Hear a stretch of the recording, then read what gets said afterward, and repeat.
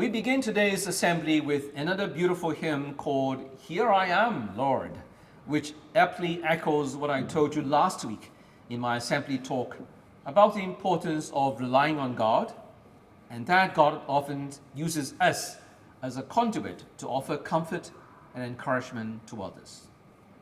I, the Lord of sea and sky, I heard my people cry. They who dwell in darkness and sin, my hand will save. I who made the stars of night, I will make their darkness bright. Who will bear my light to them? Whom shall I send?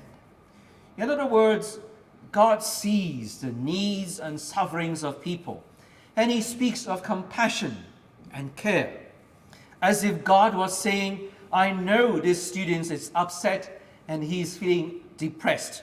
I care about him. Who can help me to show my comfort and care to him? The chorus, I will go, Lord, if you lead me. I will hold your people in my heart, is a response that God is hoping to get from us. So next time, you do not need to wait for God to give you a phone call to give your response. Whenever you see that your friend is in trouble or disturbed, your prompt action to help is already your response to God's calling. The theme for this week is perseverance in learning. Invariably, this topic is about how to deal with setbacks and failures in learning. It can be difficult not to get discouraged when you fail a test that you have studied hard, or when you are given a lower than expected grade for your writing, your assignment, or your project that you have probably spent much time on doing. No one likes wasted efforts. It's okay to feel disappointed, but it is important to set a timeline for your disappointment to process your negative feelings. Do not allow it to drag yourself down into self-pity. Reframe your setback as an opportunity for improvement. Each failure presents a learning experience from which you can draw valuable lessons, set new goals, and create better plans for the future. With this outlook in mind, start looking at failures, even the most minor ones, as teaching moments instead of seeing them as defeats. Have confidence in your own abilities and trust that you will find a way through if you persist. I'm sure you'll be on your way to turning those losses into wins and achieving success. Setbacks happen to us all, and it's worth remembering that no one is immune to it and that failure is just part of life. It is important in our learning and our development. Perseverance is getting back up with a bit of grit and determination and a willingness to try again and again despite being faced with challenges. To illustrate the power of perseverance, I cannot think of a better way of doing it than showing you an inspiring story of an Egyptian Paralympic athlete called Ibrahim Hamato.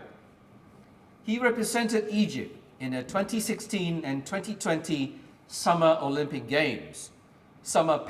Games in Rio de Janeiro and Tokyo. Having lost his arms in a train accident when he was 10 years old, and living in a country where there are limited resources for sports, he has every reason to feel angry and frustrated. Yet watching him play table tennis is to appreciate that nothing is impossible and the amazing ability of people in overcoming obstacles. Remember, picking yourself up and pushing forward is how you truly grow. So next time you face disappointment, don't allow it to drag you down into the vicious cycle of self-pity and self-doubt. Instead, use it as an opportunity to build strength and resilience. I encourage you to do some research about some of our Hong Kong Paralympic athletes. They too have a lot of inspiring stories to tell, and I hope you will choose one and pin it up to encourage yourself. Last of all, I want to say thank you to you all for keeping quiet when you come into the school hall for the morning assembly, and I hope you will keep it up. I also want to congratulate you that we had 0 lateness on Friday. Punctuality is a very basic value that we should all uphold. It reflects an organized lifestyle, discipline, and good time management. If you manage your time, you will be trusted to manage bigger things. It also demonstrates you respect the time of others. Let us work together to make 0 lateness a normal practice in a college, not an anomaly. My last reminder to you is that I hope you can make St. Paul's College a friendly place by helping me to greet people, including your teachers, janitors, and any visitors that come into our college. You can say good morning or good afternoon, or simply nod your head with a smile. It is extremely impolite to ignore people and treat them as invisible. I have every confidence that all the students in St. Paul's College are polite and respectful to others.